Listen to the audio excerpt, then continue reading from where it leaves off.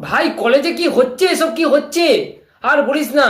তুই তো জানিসই যে এইবার উচ্চ মাধ্যমিক পরীক্ষা সবাই 60%, 70%, 90%-এর উপর নম্বর পেয়ে গেছে, সবাই পেয়ে গেছে, অর্ধেকই পেয়েছে, বুঝলি? এবার তাদের কলেজে গিয়ে ভাই অ্যাটিটিউডই চেঞ্জ হয়ে গেছে ভাই। তারা এমন করছে, বলছে যে ভাই সারাক্ষণ বই নিয়ে আছি, ভাই সারাক্ষণ বই নিয়ে ছিলাম।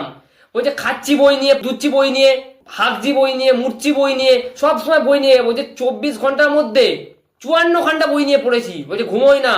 বলছে ফোন ফোন টোটালি বন্ধ, সারাক্ষণ বই। এই সকালবেলা বই দেখছি, রাত্রিবেলা বই দেখছি, সবসময় বই দেখছি ভাই। বলছে বই ছাড়া কোনো ইয়ে নেই, তাই বলছে এত নম্বর পেয়েছি। তাতে আলাদাই ভাই ইয়ে হয়ে গেছে। আর বাবা মা ভাবছে ভাই ছেলে মেয়ে ভাই বিশাল ভাই পড়াশোনা করেছে, বিশাল পরিশ্রম করেছে।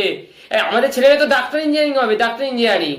আর বলিস না, তাদের তো ডাক্তার ইঞ্জিনিয়ারিং ভর্তি করে দিচ্ছে। আর ওখানে তো সব ইংলিশে, কিছুই পাচ্ছে না, বুঝলি ভাই? আলাদাই ব্যাপার হচ্ছে ভাই।